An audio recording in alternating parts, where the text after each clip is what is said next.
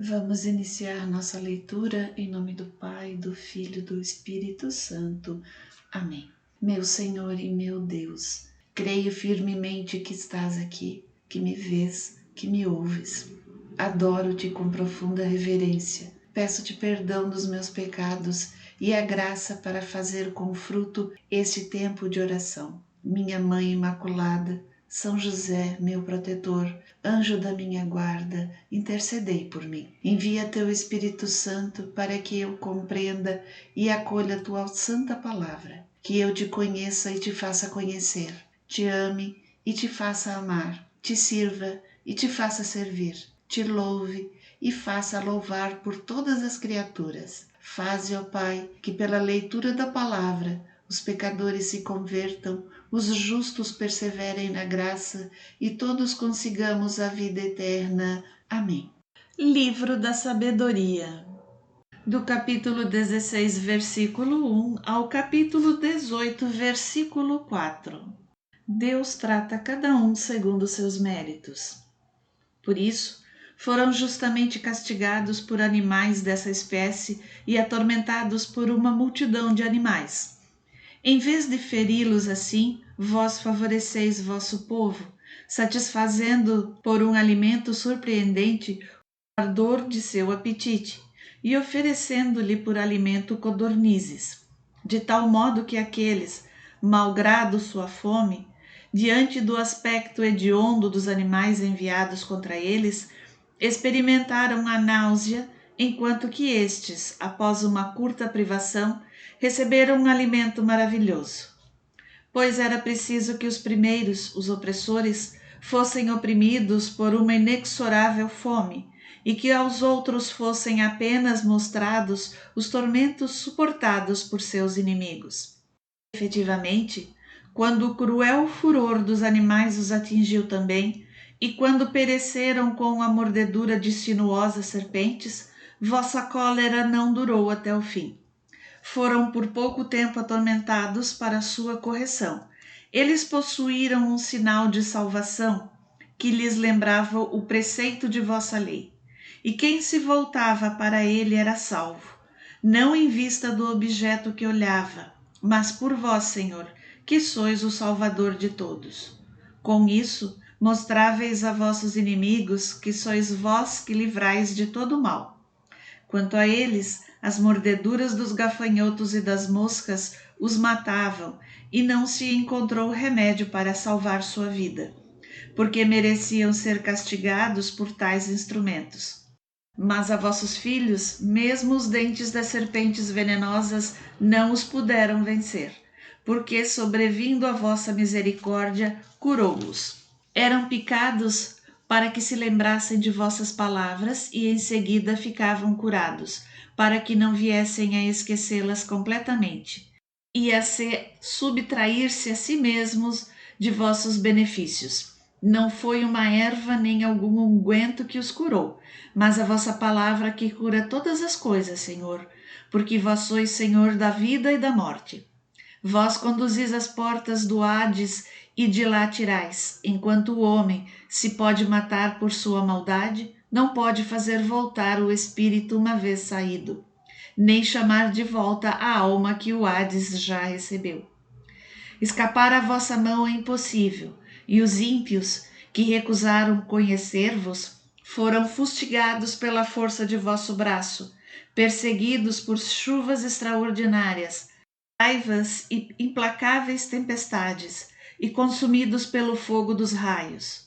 O que havia de mais admirável ainda é que na água que tudo extingue, o fogo tomava mais violência, porque o universo toma a defesa dos justos.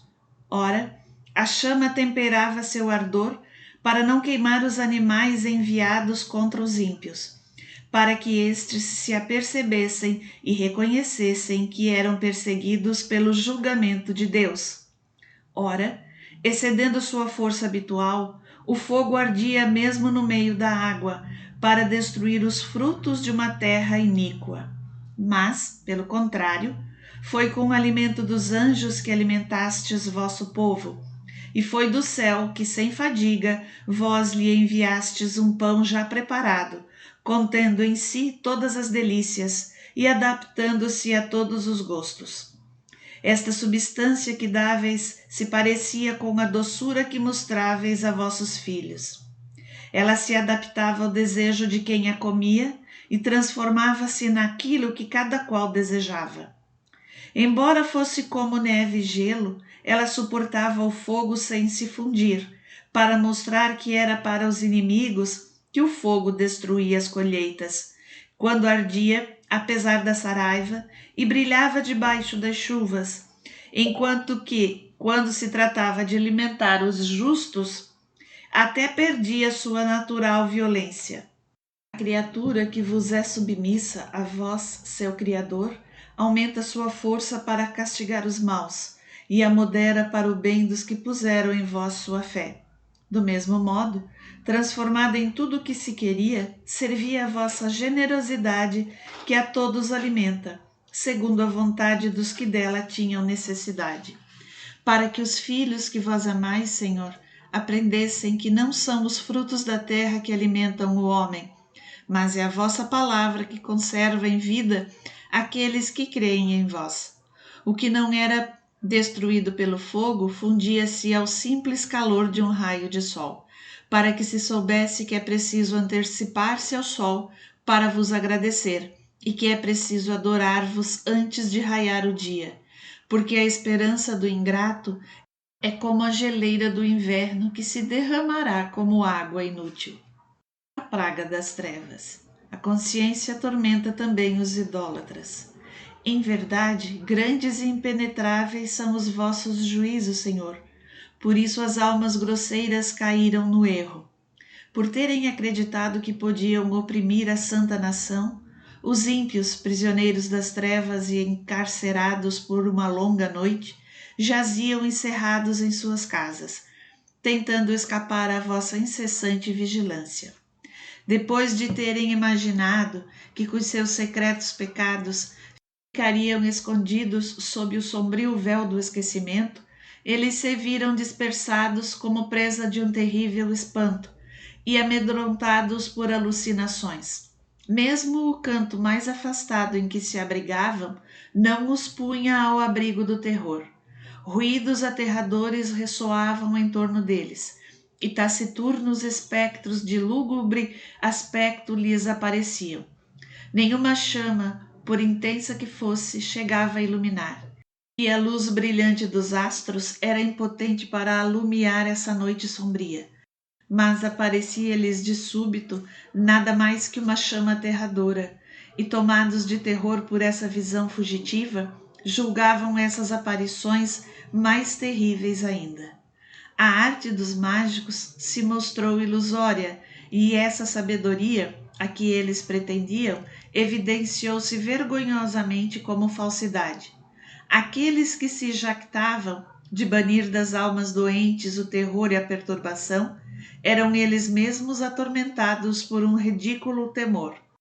Mesmo quando nada de mais grave os aterrorizava, a passagem dos animais e o silvo das serpentes punham-nos fora de si e eles morriam de medo. Recusavam até mesmo contemplar essa atmosfera a qual nada podia escapar, porque a maldade, condenada por seu próprio testemunho, é medrosa, e sob o peso da consciência supõe sempre o pior, pois o temor não é outra coisa que a privação dos socorros trazidos pela reflexão. Porque quanto menos for em sua alma a esperança de auxílio, tanto mais penosa é a ignorância daquilo de que se tem medo. Eles, durante essa noite de impotência, saída dos recantos do Hades impotente, dormiam no mesmo sono, agitados, de um lado, por terror dos espectros e paralisados de outro pelo desfalecimento da alma, pois era um pavor repentino e inesperado o que se abatera sobre eles. E todo aquele que caía sem força ficava como que preso e encerrado num cárcere sem ferros, fosse ele camponês ou pastor, ou o operário que se afadiga sozinho no seu trabalho, uma vez surpreendido, tinha de suportar a inevitável necessidade, porque todos estavam ligados por uma mesma cadeia de trevas. o silvo do vento, o canto harmonioso dos passarinhos nos ramos espessos, o murmúrio da água correndo precipitadamente, o estrondo das rochas que se despenhavam, a carreira invisível dos animais que saltavam, os urros dos animais selvagens, o eco que repercutia nas cavidades dos montes, tudo os paralisava de terror.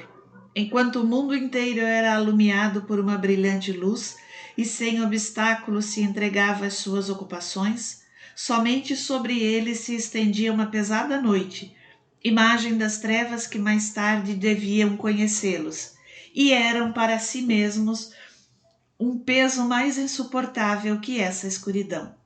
Contudo, para vossos santos havia uma luz brilhantíssima. Sem verem seus semblantes, os outros ouviam-lhes a voz e julgavam-nos felizes por não sofrerem os mesmos tormentos. Davam-lhes graças porque não se vingavam dos maus tratos suportados e pediam-lhes perdão de sua inimizade. Pelo contrário, vós destes uma coluna luminosa para guiá-los na sua marcha para o desconhecido, como um sol que, sem incomodá-los, alumiava seu glorioso êxodo. Mas eles bem mereciam ser privados da luz e aprisionados nas trevas, eles que tinham encerrado em prisões os vossos filhos, através dos quais a incorruptível lei da luz se devia comunicar ao mundo.